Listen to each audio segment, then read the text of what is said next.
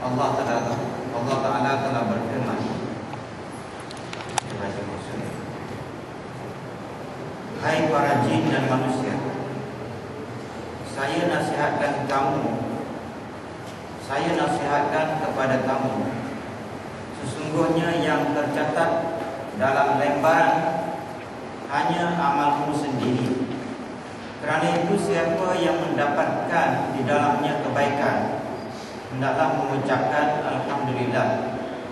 Dan siapa yang mendapat lain daripada itu, maka jangan menyalahkan yang lain kecuali dirinya sendiri.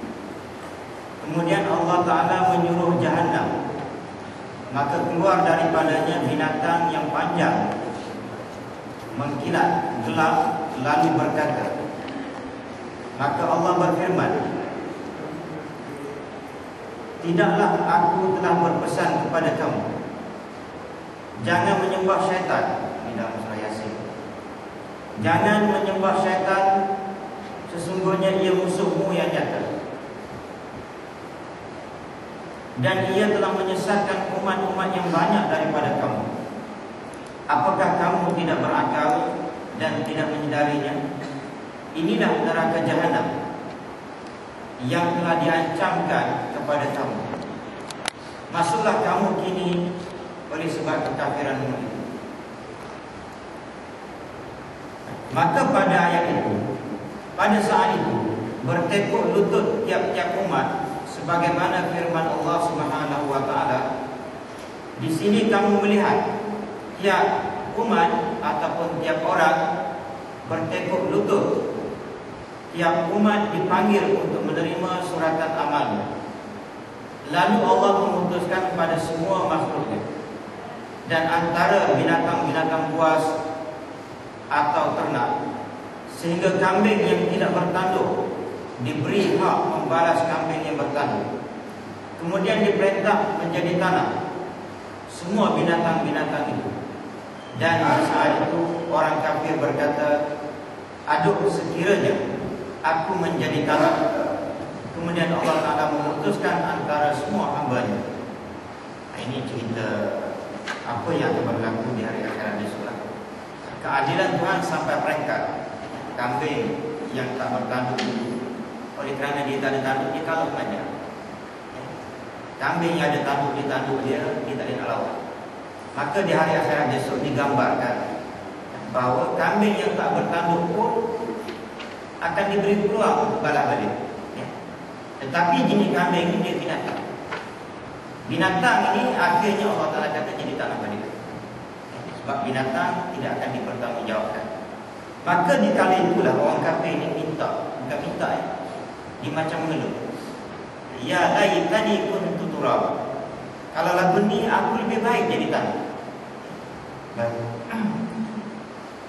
Nabi bersabda, kita tengok terjemahan, manusia akan dibangkitkan kembali kepada Tuhan pada hari kiamat, sebagaimana keadaan mereka ketika dilahirkan daripada perut ibunya telanjang bulat. Ini keadaan ini dia hampir sama dengan dalam dunia. Masa kita dilahirkan dulu, kita telanjang bulat. Dia akan sampai peringkat kita tak boleh buat apa. Apa dia? Kematian. Masa itu kalau tak ada orang tu, kemaluan kita, tubuh badan kita, apa benda, maka telanjang bulatlah kita. Sebab kita sudah kaku. Masa budak kecil dulu pun kita telanjang bulat, lepas tu terus diambil oleh bidan, ditutup dengan kain. Maknanya orang lain yang tolong tutup, bukan kita. Jadi ini yang dikatakan nak kisu. Maknanya dia akan kembali semua. Termasuk dulu, kadang-kadang masih budak-budak dulu kita tengok, budak dimakan dia punya najis. Suasana ini juga dia akan kembali. Nak kisu. Suasana itu akan berlaku bila orang tua sangat, yang dikatakan sebagai nyanyi, dia akan makan aja dia sendiri. Jadi benda-benda ini sebenarnya bila dicerita dalam kitab dia jadi tak pelik. Kalau kita mikir, maknanya dia tidak akan menjadi pelik. Jadi akhirat besok, kalau dulu kamu bertelanjang bulat dilahirkan oleh ibu, maka bila dilahirkan semula daripada perut muka bumi ini. Bezanya dulu perut ibu, sekarang ni lahir daripada perut muka bumi. Maka kamu pun akan telanjang lagi. Siti Aisyah berkata, lelaki dan perempuan berkumpul ya Rasulullah. Jadi Aisyah, Siti Aisyah, Melayu kata Siti Aisyah, dalam Arab tak ada Aisyah. Melayu ni dia sebut manja sikit, dia panggil Siti Aisyah, Siti Aisyah, Siti Khadijah. Baik, Aisyah ni isteri Nabi, anak kepada Abu Bakar radhiyallahu taala.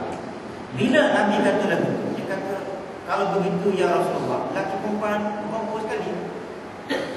Nabi jawab, ya. Aisyah kata, alangkah malunya kemaluanku dapat melihat setengah pada setengah. Kalau lagu tu dia kata malulah aku, ya? Sebab orang lain boleh tengok belakang.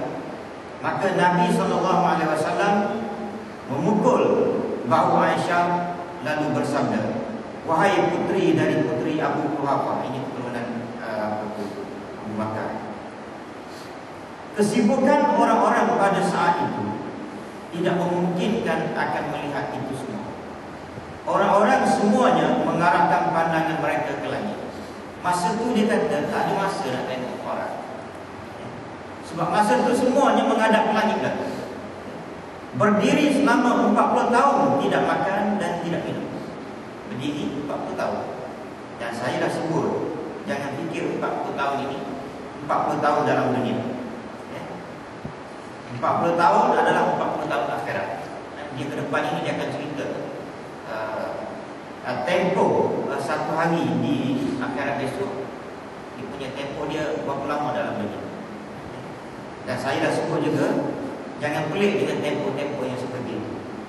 Kalau dalam dunia ni pun, kalau dia mereka lain, dia punya time dia, tak payah punya mereka lah untuk tempat tempo ni. Orang selalu kata, orang berdua, dulu dia kata nak bagi Ramadan ni rasa macam setahun. Tapi sekarang ni bulan Ramadan ni macam 2-3 hari, tapi sebulan dia kata puasa. Itu maknanya Tuhan suruh kita fikir. Kamu rasa pelik sangat dengan tempo, aku kata apa dia? Setahun, apa ni, satu hari di alam akhirat besok sama dengan 1000 tahun dalam dunia. Jangan pelik, sebab sekarang ni pun kita dah nampak puasa sekarang ni. Baru semalam pun ada satu orang tua lah, dia kata Allah, dia kata sekarang rasa 3 hari dah puasa semalam, 3 hari dah puasa rasa macam baru 3 jam. Dia sendiri cakap, sama-sama itu dulu makan. Baik, ada yang berpuluh sampai tumit, ada yang berpuluh sampai ke tumit, ada yang sampai ke betis, sampai ke perut pun ada, dan ada yang sampai di mulut.